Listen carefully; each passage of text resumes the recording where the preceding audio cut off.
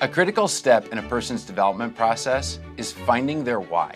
So how does finding one's why align with the science of strengths? To answer that question, we asked the best-selling author of Find Your Why, Simon Sinek. Simon talks about how he leverages his own top 5 strengths to inspire and connect with others. He also shares his best insights on how to lead with strengths and how to lead with purpose. How would you connect strengths philosophy to your why philosophy? The why is the foundation of the house, and the strengths are how I choose to build it. They're not in opposition; they work in concert. The why is just that. It is foundational. It never changes, and it's not something that you apply. It's not a doing. It's the thing that inspires you. It's the reason you get out of bed. And the question is like, okay, I believe in this thing. This is who I am. Now what? And I think knowing your strength is essential because, the better you understand yourself and how to make those things strong, you're more likely to live in balance with your why. So I see them as working together. One are actions, strengths are actions, things I do. A why is what I believe. So as I said, the why is the foundation of the house and the strengths are the things that I use to build upon that foundation. By the way, speaking of strengths finders, I don't believe in strengths or weaknesses either. Say more about that. I just don't believe in them. I think you have characteristics and attributes, and depending on the circumstance, those things are manifest as strengths or weaknesses. So everything that you've defined as a strength, that if I'm really good about putting myself in a situation where those things will reveal themselves as strengths, we will call them strengths. But if I put them in a situation where they're really not helpful, every single one of those things will manifest as weaknesses. And so my job is not to, build on my strengths and work on my weaknesses. That's silly. My job is to know my strengths and put myself in situations where I am strong. And know the characteristics and attributes that make me me. So ideation is neither a strength nor a weakness. It is a way of operating. Restorative is neither a strength nor a weakness. It is a way of seeing the world. And if I navigate right, people will say, oh my God, those are such strengths. I'm like, but if I had made different choices, which sometimes I do, those things are not helpful at all. So one thing that I think of the many things I've gotten wrong in a career, I think one of the things I got right was I learned to know those things. Simon, your number one strength, ideation, comes out right at the end of the Infinite Game. In fact, in the acknowledgements, you start with just 2 words: ideas evolve. Can you talk more about why you put that sentence in there? Well, I think it's just the way I approach my life and my work, which is I never think of myself as an expert. I think of myself as a student in everything. Sometimes I'm remedial and sometimes I'm advanced, but there's always more to learn. And for anybody who's had a big idea and you say, where did that idea come from? There's maybe an epiphany moment where you sort of put the pieces together. But all of those things, it's an evolution. There's no other way to put it. People ask me, how long did it take you to write Start With Why? And my answer is every day of my life up until that day. And so for me, all ideas are simply moments in time on a journey, and none of them are complete. Now, when you look at your strengths, 4 of them are thinking themes. But as you've told me before, you don't consume a lot of information via reading, but yet you're consuming a great deal of information. What is it that inspires you to do that, or how are you doing it? It's not a question of inspiration. It's a question of survival. It's true. I struggle to read. I have pretty bad ADHD, and so my whole life I've struggled to read. And if I go back to, high school, college, not reading, is probably going to hurt your chances of graduating. And so I'm a great believer that the solutions we find to the strengths, I'm a great believer that the solutions we find to the struggles we have as kids become our strengths as adults. And so I had to pass school. And if I'm not learning from the book, I have to find another way to learn the information. And so through survival instinct, I got very good at asking questions and I got very good at listening. I got very good at reflective listening. Is this what you're telling me? Because I had a test to pass. And so I consume a tremendous amount of information. I take in an insane amount of information. I read articles a lot. I read short form stuff. I read the news. I read the newspaper. But I learn best from conversations. And I'm an oral learner, my ears. I don't really take in information that doesn't really stick when I read anyway. So yeah, it's people think that because I write or because I have ideas that I must read every book. I love the idea of reading books. I've started a lot of them, but I don't really finish them. Where do you get your inspiration for your biggest ideas? Well, I mean, all my work is semi-autobiographical. And so, like everybody, I have curiosities, I have frustrations, I have weaknesses, I have triggers, and in my own journey of taking myself on in personal growth, I sort of pay attention to the world or trying to make the world a better place. I mean, I have frustrations about the world too. And so it always runs through the filter of, is this practical and is this useful and does this help me explain the world around me? And so I'm trying to understand the world I live in like everybody's trying to understand the world that we live in. But that's what you just said right then, that did you say semi-autobiographical? Yeah. Yeah. Say more about that. So is it what you're sharing with the world, what you're learning is what's happening to you in your own personal life? Yeah, of course. I mean, that's most people. That's most authors. Anybody who wrote a self-help book is probably starting with themselves, probably. You ask any psychology major, why'd you become a psychology major? It's usually at some level because they want to learn about themselves or they're struggling with something. I think we're more passionate for things that are personal. It's hard to manufacture passion for something you don't care about. So the work that helps me make sense of my world, the ideas that help me make sense of my world, I think the reason they resonate is because they help other people make sense of their world too. But yeah, it usually starts with my own curiosities or frustrations or desire to understand the madness of this world that we live in. I mean, you have communication in your top 5 as well. People with communication, they share everything. And in some of your writings, some of your books, you share very deep things about your life, how you feel about things. Talk about where that comes from. Well, I process out loud. You know better than I do how this works. Some people think out loud, and you have to be very careful with those people because they're not necessarily giving instructions or conclusions. They're just thinking. And some people process quietly. And when we interrupt that process, it starts again. And so we have to give them time to process. Well, I think out loud.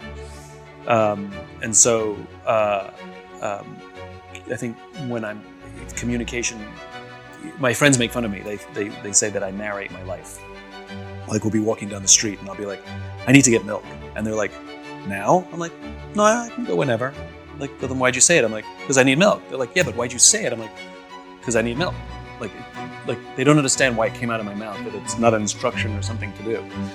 It's just the thoughts come out and sometimes I write them down. How do you make sure that you're not oversharing? I mean, sometimes I think one step ahead. Not always.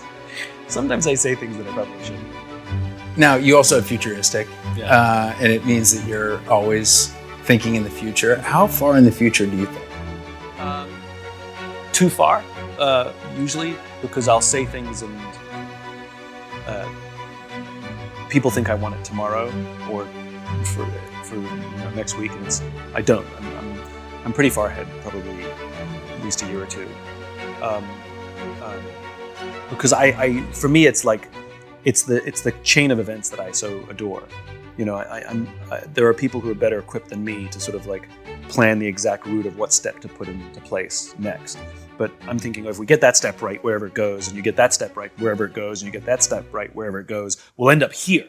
And that's interesting to me. That's where I want to get to. And so I need very, very high-functioning operators next to me because I couldn't tell you what step to take tomorrow, but I'll tell you where all those steps will lead to. You've talked about that with your ideation before, that Yeah. when there's a great quote that you have, that when you partner wild ideators with people who can get things done, you can do remarkable things. Yeah. Who's that person for you? I mean, there's no person for me. I have a team of people, and I know to put people who are good at getting things done near me. And so I have multiple people who I'm proud to have on my team who are better at getting things done than me. Was there a time when you were doing ideating and you didn't have those people, so things kind of felt stuck? That's what led to the crash that produced Start With Why, which is I Peter Principled out pretty early because I had big ideas of where I wanted to go and had no clue how to get it done. And that's a bad combination. When you're a small business owner and you're running on force of personality, that can only go so far, and you become a victim of your own success because you max out your own ability, which comes pretty quickly. There's only 24 hours in a day for everyone. It's the great equalizer, and a total inability to build structure around myself, and so it's going to collapse fast. And so I had to learn to surround myself with people who understand structure a lot better than I do. I like working in structure, but I need help to build it. Speaking of ideas today, what are some of the biggest ideas that you're working on right now? So I'm fascinated by friendship right now. Why? Well, if you think about it, there's an entire industry to help us be better leaders. There's an entire industry to help us be better parents. There's an entire industry to help us eat better, exercise better, even how to help you with your marriage. But there's no industry to help us be better friends. And you look at some of the challenges that we're facing in the world today, we're seeing rise in anxiety, depression, ability to cope with stress, manage stress. In the worst cases, the rise in suicide, even the obsession with longevity. And you look at all those subjects, you realize friendships is the solution to every single one of those things. Absolutely every single one of them. Friendship is the ultimate biohack. And yet, we don't really work very hard on our friendships. Most people think they're good friends. But if you peel back the onion just a little bit, it's like, well, would you cancel on a friend for work? Would you cancel on work for a friend? Oh, but my friends will understand. So the last time one of your friends got depressed, what did you do? Did you just send them a text, or did you go over to their house, get into bed with them, and watch movies all day and just be depressed with them and make them feel not alone? And you start to realize we could do a lot better. And if you just sort of look at sort of marriages, right? If you take the people you admire, the most successful marriages, the most successful partnerships, and you ask them, I'm so admiring you guys. What is the secret? And they'll all say the same thing. It's hard work and willing to do the work. Then how comes no one's willing to do the work for friendship? Like friends just happen and we don't invest in it. If you have struggles in your marriage, you work on it, you work through it. You don't just default to abandoning the marriage. But it's amazing how many times we walk away from friendships because someone violated some trust or something happened. We're like, well, I can't be friends with them. And I think great friendships, like any great marriage, you do the hard work. But the problem is there's no guidance to help us. And so I've had to learn myself how to be a better friend. And like all my work, I've learned so much, and my friendships have become better since I've prioritized the work to have better friendships. I feel less lonely. I feel less isolated. All the things that we all struggle with, even how to make friends, which a lot of people struggle with at all ages. And so I felt it's time to write that. What are your big ideas for how people make friends? Well, it should come as no surprise, but vulnerability is one of them. I think if you look at there's something with celebrities called a parasocial relationship. So you can read about a celebrity in People magazine or see them on TMZ or something, and we know a lot about their lives. We know who they're dating, we know where they live, we know they're on vacation, we see their vacation pictures, whether they want us to or not. We know a lot about them, and sometimes we start to feel connected to them. And it's called a parasocial relationship, where I feel like you're speaking directly to me, but you've never heard of me, right? And so I feel connected to you, but you're not connected to me. It's a one-way relationship. It's not necessarily unhealthy, but gone too far, it can be very unhealthy. There's a strange, we sort of treat modern friendships kind of like that a little bit, because now everybody's a bit of a celebrity. Because we put our lives and curate our lives through social media, so everybody can see what we like, where we've been, what our vacation was, what we're eating, what we're wearing, how I like to style myself. And so people feel connected to you based on what you're putting out there, and they start to feel like we know each other. And so if you go on a date or make a friend, we Google each other, we look each other up on Instagram, we get a flavor. And so we start to find connection where there may or may not be one. And so we think we're helping because we're learning about them. But what makes friendship is learning about those things in real life. What makes friendship is the bumbling, fumbling journey of getting to know someone. That's what creates friendship, because it's vulnerable and you don't project on somebody. I mean, we've all been on a first date where they say a few things that we like and we're projecting all of our wants, needs, and desires. We're like, oh my God, I found the person that I should be with after one date. 3 weeks later, that shatters. Same kind of thing. And I think we've forgotten or are resistant to the bumbling, fumbling journey that is so magical to actually making friends. There are a lot of challenges structurally on making friends, these online behaviors that you're talking about. Where does it all go if those friendships aren't protected, if people don't work at them? What does it do to society? Well, I think friendships become superficial. So, and I'm talking about deep, meaningful friendship. And there's levels of friendship. I mean, we all have friends that are fun, but I'm not calling them if I'm in a bad place. I mean, I like hanging out with them. That's fine. There's nothing wrong with that. I'm talking about deep, meaningful relationships. And I think a lot of people, and it skews younger in particular, who will admit they have friends and they love hanging out with their friends, but they would never trust their friends with deep, hard feelings, or they would cancel on their friends, or they would admit that their friends would cancel on them if something better came along. And I think when too many of our friendships are at that level, you can have some of those. It's not a problem. It's kind of like you can have some chocolate cake. You just can't make every meal chocolate cake, And when too many of our relationships don't go deep enough and there's no vulnerability, loneliness sets in. And for a social animal, loneliness is about the single worst thing you can do to somebody. I'll tell you about an amazing experiment that was done that sort of captures this. So much of our understanding about addiction, for example, comes from an experiment that was done, I think, in the 50s or 60s, where they put a rat in a cage and they gave it plain water and they gave it drug-laced water. Not surprisingly, the rat discovered the drug-laced water, preferred it, drank so much of it until it died, right? Got addicted to the drug-laced water. And this was our understanding of addiction from this experiment all those decades ago, and how it works and how insidious it is. But there was a scientist, I think his name was Bruce Alexander, he said, hold on, the experiment's flawed. Like human beings, rats are social animals. So if you make a rat lonely and leave it by itself, it's gonna get addicted, right?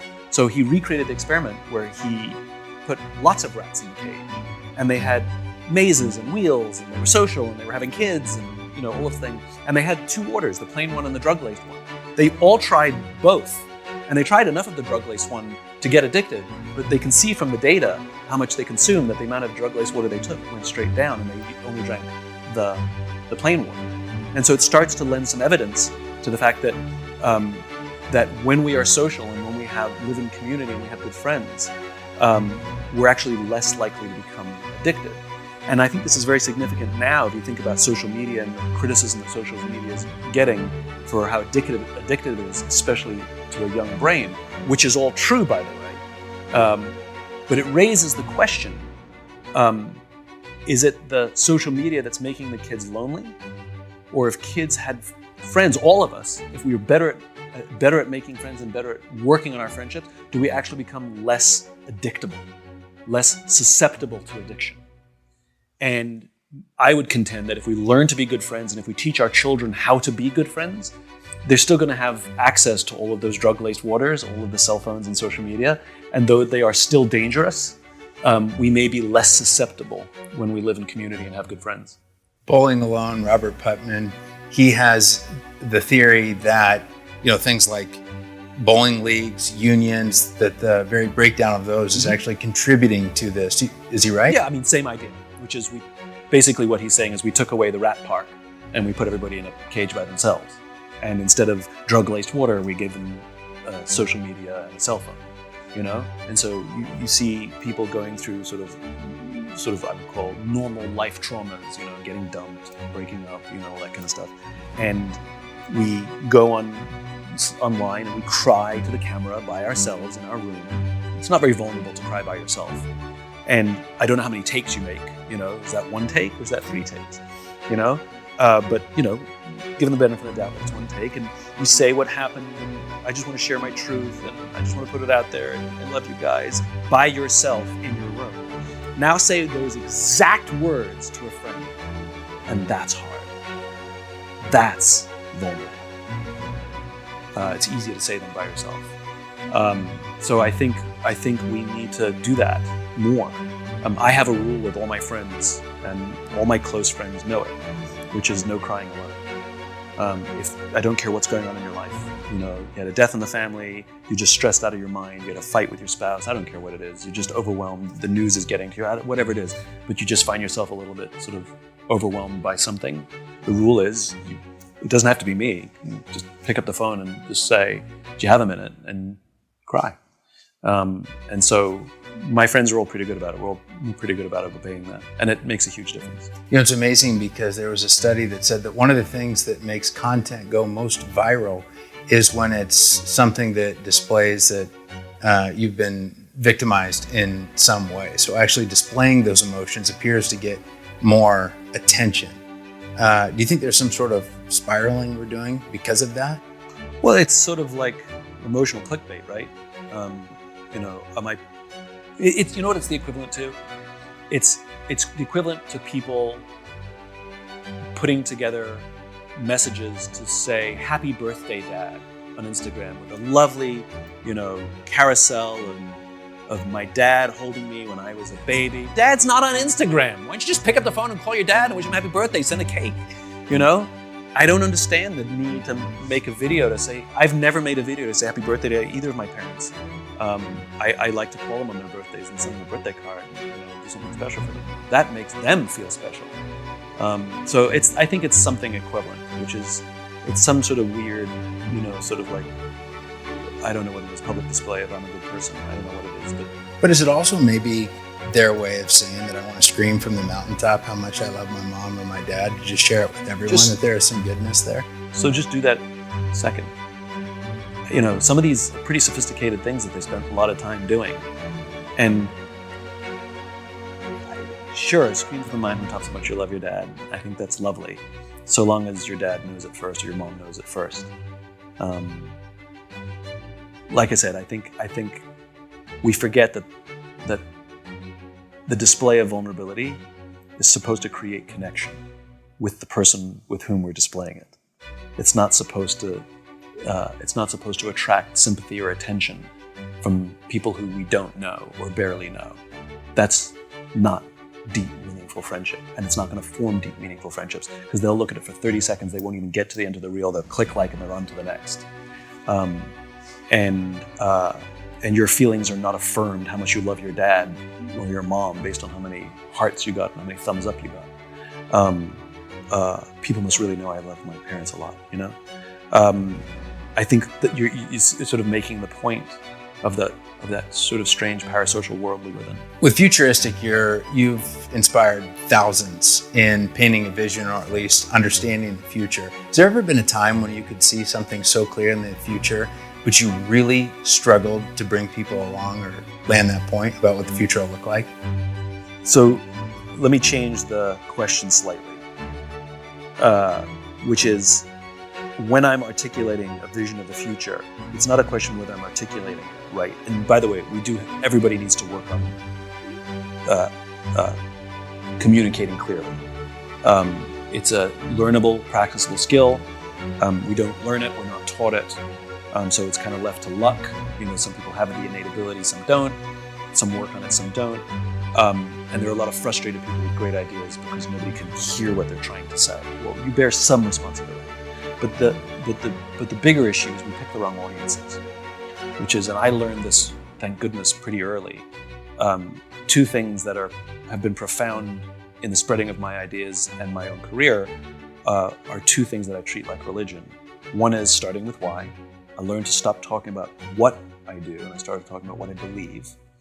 And the law of diffusion of innovations, that all populations sift across the standard deviation, the bell curve. If you have high performers in a population, you have low performers, and an average, of course. And the law of diffusion says the first 2.5% of the population are your big idea people. Steve Jobs, Elon Musk. The next 12 or 13% of your population are your early adopters. The people who are willing to suffer an inconvenience, pay a premium to be a part of something that reflects their beliefs. Stand in line for 48 hours to see the new Star Wars movie when you can just go 2 weeks later and just buy a ticket and go in. But for them, it's worth it, right? Then you have the bell, the majority, 68%. And then the last 16% are the laggards, which is the only reason they make any changes because they have no choice. What the law of diffusion says is that if you want to have mass market success or mass market acceptance of an idea, you need 15 to 18% market penetration, and a social phenomenon happens called the tipping point, and it just goes. And it makes perfect sense, because the early majority will not try something new until somebody else has tried it first. If you ignore the law of diffusion, you'll always get about 10%. Oh, I love her, she gets it. Oh, he's an idiot, he doesn't get it. Get what? That's the point. So it's that chasm that Jeffrey Moore calls, that 10% to that 15, 18% that matters so much. And so I learned to stop talking to the average, to the bell, to the majority, and I learned to seek out and only talk to early adopters. So early in my career, I've got no money, I'm living hand to fist, like I need every client I can get, and a guy had heard about me and my work with this new idea called Start With Why. I remember exactly where I was standing when he called. And he literally, I picked up the phone and he says, "Hey, I got your number from, blah, blah, blah. Convince me why I should hire you." Now, anybody who says, "Convince me why I should hire you," has told me they're not an early adopter. They have told me that they exist in the early majority and they want me to take all the accountability for any advice I'm going to give. So I said, don't. And I got very good, especially when I had no money, when the stress is higher, at saying no to money with the wrong people and saying yes to less money with the right people. And what ended up happening is the early adopters did more to help me spread my ideas than anything I could have done. None of my books were ever reviewed by any major newspaper. They still haven't been. I've only been on national television twice, and it came after my second or third book. So my work was already out there before I even got an invitation to go on national television. I've not relied on PR or any of that stuff. It was the absolute adherence to the law of diffusion. And so people with big ideas, even if you bumble and fumble the communication of it, if you talk to the early adopters, they're more likely to get it, they're more likely to help you articulate it, they're more likely to support you, and most important, they're more likely to tell somebody else when you're not there, and they can fairly represent your ideas when you're not in the room. So you're saying that the difference between being heard and actually somebody listening is who your audience is. Correct. And you figured it out when you say early on in your career. Was it right at that moment when he said, "Pitch me this idea," or had that idea been evolving even before that? The idea existed. The concept of the golden circle and Start With Why existed. And, word was starting to spread. And, the early adopters were talking about it, and he got wind. And he wanted to be a part of it, which is cool. But he wasn't the right mindset for the right time. I'll get him. I'll just get him later. So I think one of the things that people who are future-oriented, I think one of the huge mistakes they make is they try and convince everybody. And I don't. I've said for years, I'll only talk to people who want to listen. If you don't want to listen, I'm not going to talk. I'm not here to twist your arm, convince you of anything. I'm not in the convincing business. I'm in the inspiring business. If somebody says, "I think you're an idiot," I'm like, "Okay, well then I'm not for you." I don't know what to tell you. It happened early in my career where I was on a stage. It was one of the first times I did a big audience. It was like 1,000 people. And it was, and they opened it up to Q&A. And the first question, this guy raises his hand and he says, "Have you ever run a multi-billion-dollar corporation?" I said, "No." He says, "Have you ever led a large team?" I said, "No." He goes, "Well, I think all of your ideas are naive, and I don't think any of them would actually work in the real world." And I looked at him and said, "So don't do them." Next question. What do you want from me? I'm not going to fight with you. If you think I'm a moron, then ignore me. That's okay. I'm not going to take it personally. And so I got very, very good at learning to spot and listen for the people who are at least more open to something different. And people would say, "You're onto something. It's not perfect, but you're onto something." Those are the people I wanted to work with. Those are the people that I would keep waxing philosophical with. The people who didn't expect it to be perfect, but they liked what I was trying to do. And I think that's really important. I got good at finding the people who wanted to listen, not trying to convince people who didn't. But that's tough. I mean, when there are people with ideation, they have so many different ideas that sometimes they come up with bad ideas. And of course, there's rejection in that process. But how did you sort of develop that over time, or be able to take feedback like that, where somebody's saying that to you on stage and saying, you don't have these particular credentials, so why should I buy into any of this? Why did you have that comfort? I believe in my ideas. Just go more extreme. Let's say I'm standing on the stage talking about my faith, and somebody says to me, there's no God. What, am I going to have a fight with him about the existence of God? You believe what you believe, I believe what I believe. I'm not going to take the fight. On to the next. Like go extreme, it makes perfect sense. I have my belief set. You're not going to change my belief set. And if my belief set is different from your belief set, I'm not here to convince you, and I don't need you to convince me. I'm open to constructive criticism. I'm open to having you push me and make my ideas better. But if you just want to flat out reject based on your own idea set of how you see the world, you be you, my friend. Like, I got no beef, but that's not my job. I'm looking for people who are open. You have strategic number 3. Is there anyone that you study or follow that does strategy that you really admire? So strategy, I think, is a fantastically fascinating concept. It's misunderstood. Most people don't know what strategy is. Tacticians all think they're... Can you say more about what that means right then when you said most people don't know what strategy is? Yeah. Where's the confusion? Strategy is future. And not everybody thinks in the future. And so tacticians who are great at the here and now all think they understand strategy, which I think is funny. Strategists know they don't understand tactics. I tend to find that futurists and sort of big strategic thinkers, they all know that their big weakness is the details, where the detail people all think that they understand details and big picture, which they don't. And this is why teams are great. This is why teams are great. And this is why I like partnerships of different personalities and different strengths. But strategy is a difficult to understand concept that everybody thinks they're good at, and most people aren't. You know, people with strategic, they often have plans for plans, or they can see 100 different ways to get to one place. Yeah. What is that like for you? So early in my career, and I think to this day, I'm very often accused of being unfocused, because I'm constantly changing and adapting to something different and new. And it looks like I have shiny object syndrome, which sometimes I do. Not to belittle that, I definitely have that. But I'm actually more focused than most, because I'm so fixated on a destination way far away that I'm trying to find the best route to get there, and I'm willing to change routes. So if you come down to 5,000 feet, it looks like I don't know where I'm going. But if you go up to 30,000 feet, you can see I know exactly where I'm going. I just don't know how to get there. So I'm very agnostic as to the route that I have to take. Like, I never wanted to be a public speaker or an author. Like, neither of those things were in my plan. I wasn't one of those people who thought he had a book in it. You know, like, no, I never wanted to write a book. And being a public speaker was the last thing I wanted to do with my life. I like being behind the scenes. I like knowing the influencers. That's my happy place, is in the shadows. The fact that I'm in the front of the proscenium is just funny. But whatever, that was the route that was presented, and it was a very efficient route to help me get my ideas out there, and it worked really well, so batter up, you know? So I'm very, very agnostic as to the route that I have to take, as long as it moves the ball down the field. That was how your why, your purpose changed early on in life. Is it changing now? My why, no one's why ever changes. You either live in balance with it or you don't.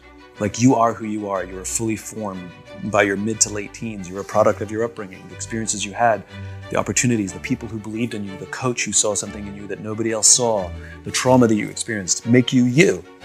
And your why is fully formed. Now, the choices you make for the rest of your life, the friends you keep, the jobs you take, the decisions you make, are they consistent with your why or not? And that's the hard part. So no, your why never changes, whether you obey it or not, whether you use the lens of your why. That's a different conversation. Most people don't. But how about how you are serving your why? How is that changing? Yeah, at this particular time? Of course. But how? Well, I mean, I have to change with technology, with taste, with politics, with time. You know, there's a reason, if you look at the lack of adaptation, right? It's embarrassing that Apple invented iTunes and not the music industry. It's embarrassing that Amazon invented the e-reader, Kindle, and not the publishing industry. It's embarrassing that a startup called Netflix pioneered streaming, not the television and movie industry. That's because they're so fixated on how we've always done things. They're fixated on the here and now and protecting the business models and the products that they have, that they literally fail to adapt for the future state. And they usually end up playing catch up or going out of business entirely. Blockbuster was the 800-pound gorilla. It was the only significant national movie rental company. And when Netflix was a little startup, they were pioneering something called subscription.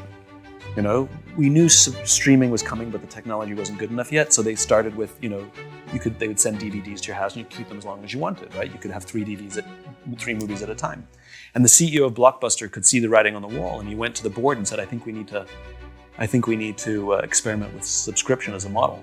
And the board said no, because they made 12% of their revenues from late fees.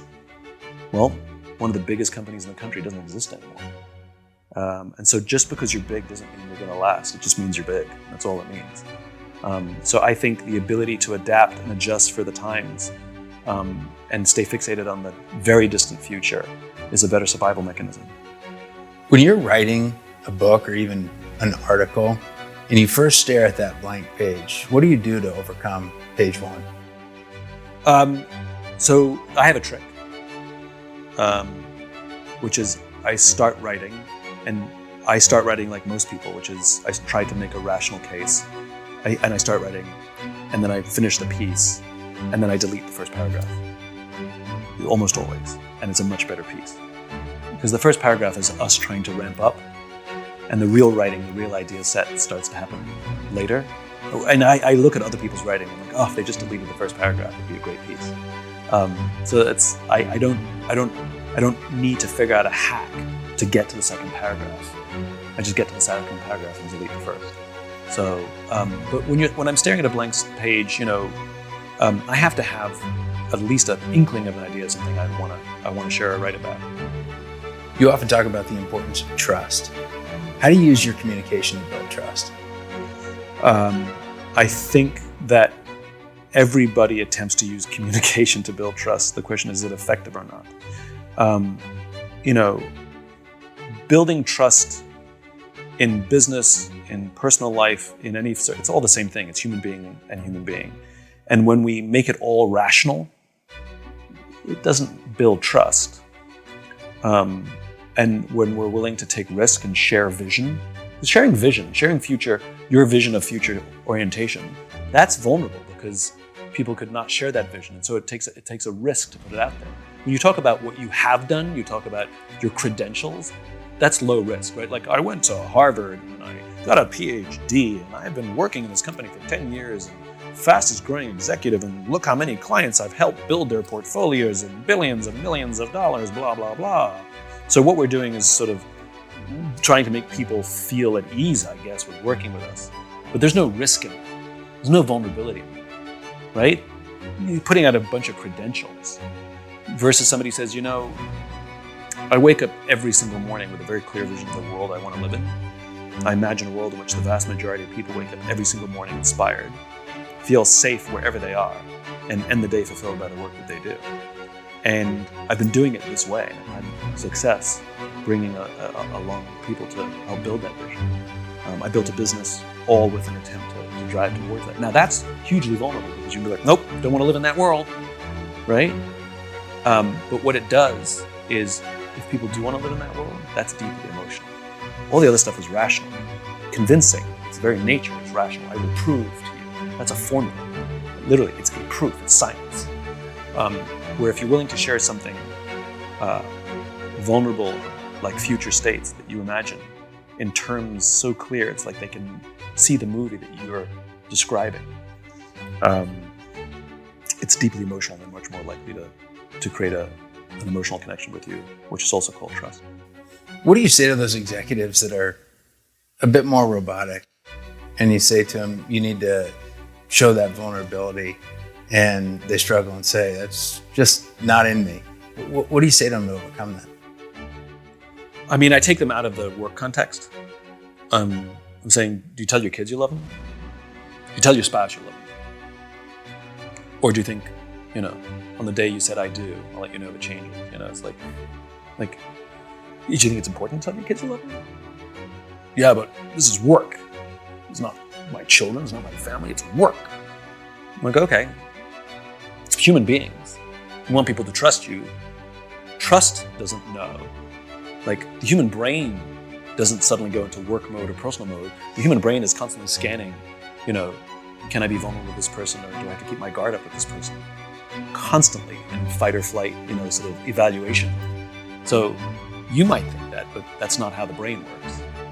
And if you're willing to accept that we're a very old legacy machine working in a very modern world, and you understand those legacy systems, then you learn to adapt. Now, that doesn't mean you operate exactly the same way in personal life as you do in professional life. That would be unprofessional.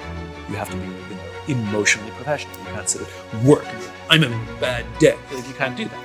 It's emotionally unprofessional. But you can say, I'm struggling today. I'm having a bit of an off day, so please just be a little bit patient. But I don't try and convince anybody. I'll talk about what I'm willing to do. I'll talk about what's worked and hasn't worked for me. And if it's somewhat appealing to them, I'm willing to hold their hand on the bumpy road if it's uncomfortable for them, and show them some baby steps that they can take along the way. But it's like the old joke. How many psychiatrists does it take to change a light bulb? One, but the light bulb has to really want to change. It's like the first stage is it's all them, not me. So I can only help, but they have to take the first step. Now, you have restorative in your top 5 as well. Those are the world's problem solvers. Mm-hmm. When people call you because they've got a big problem they need to solve, what kind of problems are they calling you about? Big is relative, right? What my niece and nephew will call me about are very different than what other people call me about. But they're big problems. Issues at school, Sure. Fights with other kids, it's all relative. It's a lot of people, the thing that I love, and I guess it appeals to my restorative nature and my ideation nature. I love it when people call me with things that I know nothing about. Those are my favorite, where I am like, those are my favorite, because I get to think, and thinking's fun.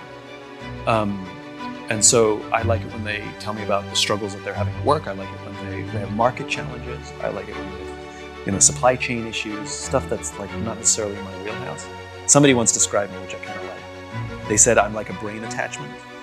I help them see things that they can't see themselves, and they just like to attach me to their brain. And so some of the people who call me, they like to just wax philosophical about this is what I'm thinking, this is what I'm doing. And I'm just sort of there to help them see it differently or frame it differently.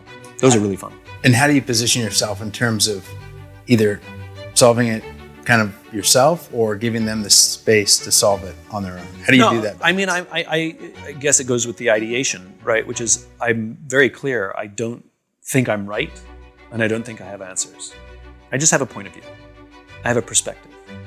And my goal is to offer that perspective to help them perhaps see a different perspective, and to maybe sometimes ideate with them to come up with what we think is probably a good solution. But, I think I've learned to stop saying you should do this. And I've learned to say, this is how I see it. The way I dispense advice has changed over the years. What inspired that? I think it's more effective. People are more open if you share something without any pressure behind it. You should do this. It's kind of judgy. Nobody likes to be told that we should be doing anything. You should drink more water. Yeah. It's like, or shut up. Those are kind of the two responses. You should exercise more. Oh, don't remind me. So I think learning to disconnect myself from the advice that I give, or talk about it strictly from my point of view, makes people much more open to consider those things. You mentioned friendships, one of the biggest problems that you're working on right now. What are some others? I think that the New World Order is fascinating. I think how the world works since the Soviet Union collapsed, which we haven't quite figured out. I don't think the United States or the West has really understood Cold War 2.0 and the world we're currently living in, and how to adapt our old legacy systems for the new world. I find that endlessly fascinating. I like problems that there's literally no right solution, and no one person could ever get it right. It can only be solved through a team effort. The bigger the problem, and the more people required to weigh in, those are the best. So the world order is about as big as I can get right now. I have a colleague that once said, he also has restorative, and he said, the bigger the problem and the more screwed up it is, the more I like it. Yeah, that's the same for me. Another thing that my colleague has said to me about restorative is that sometimes the problem identification can almost be too negative for others to take on. Do you ever experience that? Do you ever have, here's a problem that we could help, here's a problem, etc., where that might not be as energizing to others as it is for you? It's usually the opposite. It's sometimes the problems that they bring me I don't find energizing. Oh, interesting. It's how to squeeze a little extra margin out. I don't really care. Is it because the problem's too small or too easy to figure out? Because it's inconsequential. It serves a small group of people for no value to the greater good. The problems that I like serve a greater good. The problems I like serve the maximum number of people. The problems I like solve very, very, very, very complex problems that I can't solve by myself, that I don't even understand. I can't even wrap my head around half of it, let alone come up with a solution. But I think sort of my dirty secret, which I think is really, I was an okay student, I think my graduating GPA from college was, a 2.97, solid B-ish, I guess, B-ish, I don't know, B-ish. I was an okay student. I wasn't very good I had to be very careful about the classes I selected. If I took classes that were book heavy, I was gonna die. So I was very careful to take classes that were good professors where I wrote papers. My worst grades were all where I took it based on the workload, which was stupid, because they had bad professors. And my best grades were where I ignored workload and I chose the competence of the professor. And that I could write papers instead of take tests, because I wasn't good at taking tests, but I could write a paper. I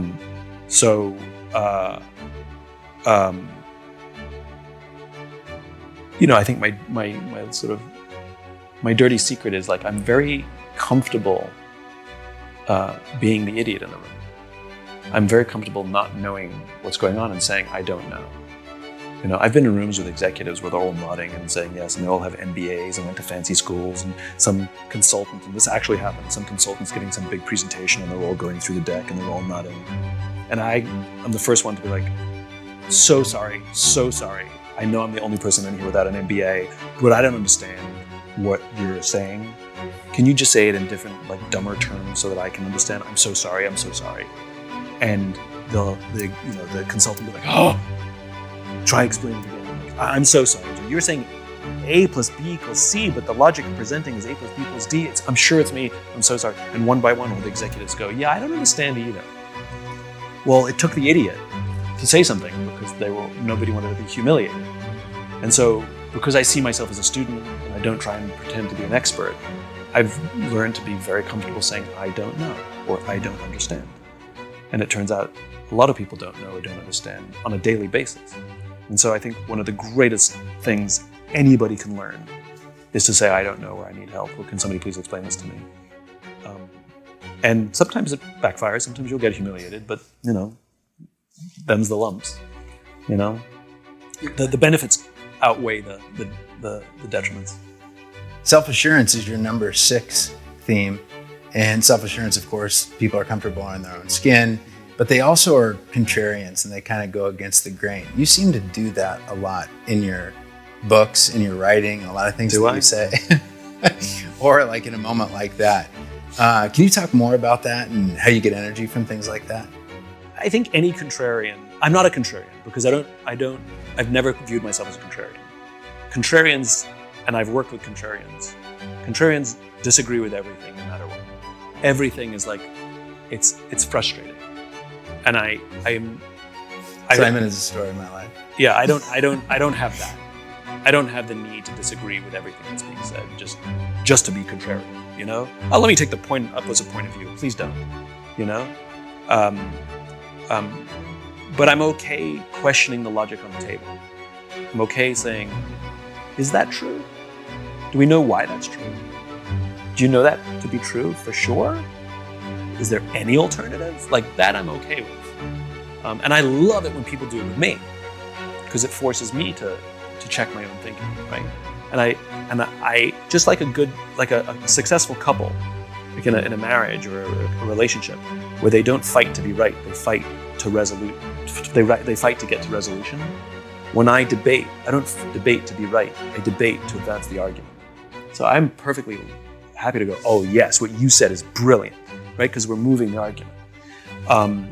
So I'm not contrarian, but I think anybody who has that sort of nonconformist, don't quite fit in, gene, I think we all kind of feel the same way, which is we all desperately wish that we fit in, and we all are very happy that we don't fit in. And you kind of live in paradox through your whole life. You have the moments of extreme comfort and discomfort.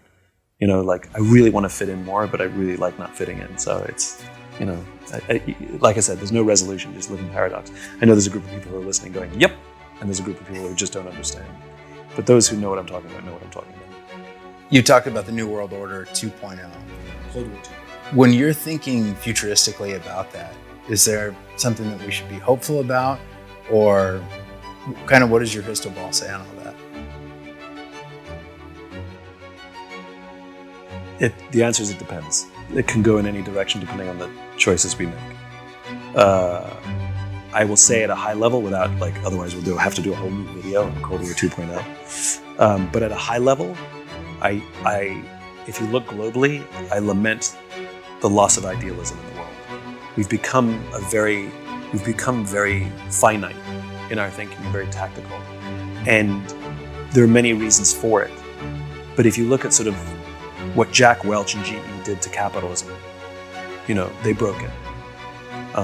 The form of capitalism we have now is not Adam Smith capitalism that made America great and gave rise to so many remarkable things in the world and so many innovations in the world.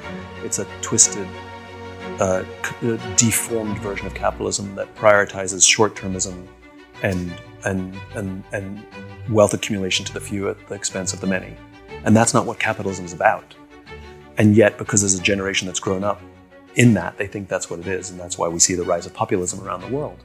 Even the rise of sort of authoritarians around the world, because they're criticizing the system that has benefited the few at the expense of the many. Correct, it has. And so one could argue that short-termist shareholder value, put the quarter first, put myself first, win the election at the expense, it's about winning, not governing, like all of this mentality, all sort of became popular in business and in politics in sort of the 80s, 90s, and 2000s. And it's now fully baked into our system. And it's affected global politics as well. I don't care what your politics are, John Kennedy or Ronald Reagan both talked about peace on earth. Literally, they talked about world peace in their inaugurations as a driving motivation for them. Talking about world peace now sounds corny, and our world leaders don't talk about world peace anymore. Why not? There were great leaders, again, whether you agree with their politics or not. Ronald Reagan, Margaret Thatcher, Lech Walesa, Václav Havel, Nelson Mandela. These were larger-than-life people that did exactly the thing that we've been talking about, which is they expressed their vision of a world that was different and better than the one we lived in now. You may disagree with how they got there. That's called politics. But nobody could disagree with what they imagined, which was world peace, which is not a world without conflict. It's a world that can resolve conflict peacefully. And there's few, if any, leaders at a business level or a political level that talk in lofty, idealistic terms. Is there one? You tell me, who's the Nelson Mandela of the day? Exactly. Who's the leader of any country that seems to be inspiring the world? Yeah, there's your answer. What about in the private sector? Private sector is a bit better, and there's a young generation of leaders coming up. Love him or hate him, Elon Musk definitely has a vision for humanity. I think if you can look past some of the 3 a.m. tweets and some of the finite sort of silliness, there's something sort of very impressive about his vision. And if he could stay away from the polarizing stuff, I think he'd have more of the world on his side like he used to, which I think he used to be one of those sort of inspiring personalities. But we talk about the loss of Steve Jobs. We talk about the loss of Jim Senegal at Costco. We sort of lament the loss of these leaders, Sam Walton. It was a different time. And unfortunately, even in the entrepreneurial world, it's kind of funny because private sector, you really want to go down this rabbit hole? It's sort of like private companies used to be seen as like, oh, they're so lucky they're private. They don't have the stresses and strains of Wall Street and the analyst community. It's better to be private. But if you look at the VC community and the pressure they exert on private companies these days, and something like 80% of companies are VC backed these days, something ridiculous. They exert the same kind of pressure as the public markets, and they want some sort of liquidity event of return on their investment in something 5 to 7 years. And everybody loves their venture capitalists until you get 5 to 7 years in, and then all of a sudden you're being forced to make decisions that are good for the short term and bad for the long term, and sometimes get pushed out of your own company. And I think business is screwed up. Business has become a short-term game. The average life of a company in the 50s and 60s was about 60 years, and the average life of a company now is 17. Is that good? Companies not built to last? Companies just lots of pigs with wearing a lot of lipstick? At what cost? At what cost? Because there's a cost for everything in this world. Ain't nothing for free. The relationships you have, the money you make, everything comes at a cost. And the question is, was the cost worth it? Was the cost worth it? And sometimes the answer is yes, and sometimes the answer is no. And I don't think we do a very good job of weighing the cost. And I've talked to so many entrepreneurs who sold their businesses to somebody they shouldn't have sold it to because they took the biggest offer, not the best offer. They can rationalize the heck out of it because they know. And that to me is sad. So I admire people like Carissa Bodner, the CEO and founder of Thrive Cosmetics. She has no desire for a liquidity event or to sell her company. She wants to build a phenomenal company that does good in the world. I admire Ben Francis, the CEO and founder of Gymshark, who has no desire to simply chase money and just go into markets just cause. He operates with an extremely high level of ethics and morality, and he follows his vision, and he's patient, and he has no desire to sell it. These are the folks I admire. Mark Zuckerberg's had one job in his life. Steve Jobs, he had a couple jobs before Apple, but not many. He's 20-something years old when he founded Apple with Steve Wozniak. And Mike Dell, they basically had one job in their lives because they were so passionate for the thing that they were doing. Now, whether they were able to maintain that path or whether they went off the deep end and succumbed to the Wall Street pressures is a different conversation. But when you look at founders who start businesses with the goal of selling them, that start businesses with the goal of having a liquidity event, it might appeal to investors, but the rest of us should be very cautious. So in the opening of The Infinite Game, the book almost reads like it's what I would call the anti-competition book. As you know, that's my number one strength. Because there's even a quote in there when it says it's not all about winning. Yeah. And there are some of us that might be inspired by the concept of winning. Yeah. What are your thoughts on that? So it depends on the game. The point I'm trying to make is there's more than one game. Like finite games are games with fixed rules, known players, and an agreed upon objective, right? That we agree that when the game ends, whoever has more points is the winner. Like we all agree.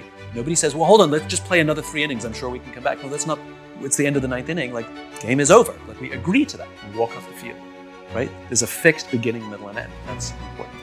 And then there are games that don't fit those criteria, that have known and unknown players, that the players can play however they want. and there's no end to the game. Like business, nobody wins business. And every company can run however they want, and new players can come, and companies can go bankrupt. And when Circuit City went bankrupt, Best Buy didn't win anything, right? And you have to play with the mindset for the game you're in. And the point I attempted to make in that book is that we all seem to play with a finite mindset in every game, but you can only play with a finite mindset in a finite game, and you can play with an infinite mindset in an infinite game. So I don't have a problem with the instinct to win, but if you have the instinct to win in a game that has no finish line, bad things happen. You'll hurt trust, you'll hurt cooperation, you'll hurt innovation. That's just what happens. So having a winning or a competitive spirit, I don't have an issue with. It's also, who are you competing against, right? Again, in business, multiple companies selling about the same product, about the same quality, about the same price, can all be wildly successful simultaneously. So what is winning? Based on what agreed upon objectives, defined by whom over what time frame? It's literally nonsense. It's literally made up. We're the winner. We're the best. Based on what? Right? I didn't agree to that. So to have that mindset is silly. And so the question is, with whom are you competing? And in an infinite game, you can absolutely be competitive. There's nothing wrong with it. Compete against yourself. How do I be a better leader today than I was last year? How do I make my culture stronger? How do I build trust more effectively? How do I communicate my ideas more comprehensively, more clearly? How do I resolve conflict more easily? How do I give feedback so it's heard? Work on those things. How do I make my product better this year than it was last year? How do I make my website more efficient this year than it was last year? Do all those things. But if you notice you're competing against yourself, and all the other players are simply worthy rivals whose strengths reveal to you your weaknesses, and you can learn from them. So just play with the mindset for the game you're in. And if you want to compete against yourself. But you also mentioned worthy rivals. That's a key aspect of the book. Can you talk more about that? So worthy rivals are other players in the game who do one or many things better than you. And usually the mere utterance of their name makes you angry or insecure, because you deep-seated know that they're better than you. And so usually you lash out and say that they suck at this. Or really what you're saying is, we need to do that. And so if you can get away from viewing the other players as competitors that need to be beaten, which we've already established is a fool's errand, but rather you can see them as worthy rivals whose strengths will reveal to you your weaknesses. And once you have those revealed, you can work on those and make them better. You become the stronger player, and you wish them the best of luck. Whether they succeed or fail is up to them. But damn it, you should stay in the game for as long as possible. Of your 5 strengths, which is the one that you use most to listen? That I use most to listen?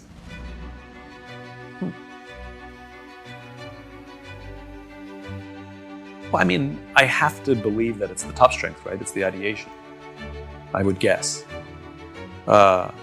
Because I don't, as you started this whole interview, you started by quoting that, my acknowledgements, which is ideas evolve. And so if that is true, then I'm not the only force on my ideas. Just like the Grand Canyon was formed by water and wind and time, like there are multiple forces at play. And so if I want my ideas to be good, then I have to be open that inspiration can come from anywhere. So I guess my desire to listen probably comes from the desire to find thinking that's better than mine. Sometimes people use their strengths outside of work. Like they use their strengths with their friends. Which are your top 5 you use with your friends? Whether they want it or not is a different question. I always have opinions about better ways to do things. So your restorative is largely... It comes up. That's sometimes a good thing, sometimes not. I don't know. I think, I'm not sure I buy into the premise of the question, which is, I don't think there's any difference to any of us between work and home. We make this artificial, professional versus personal. The difference between your work life, the work you and the personal you is the clothes you wear and the chair you sit at. Your clients love you because it's you. Your colleagues love you because it's you. Your friends love you because it's you. And so, the responsibility is to be the best version of you, slightly adapted for the, the way you talk to your friends is obviously different than the way you talk to your colleagues, but it's still you. It's a modulation.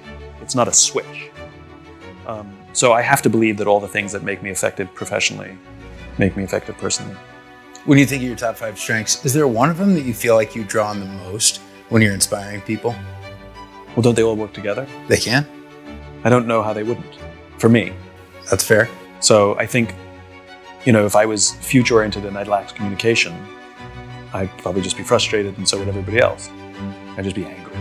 Well, you could technically have futuristic and not have communication in your top 5.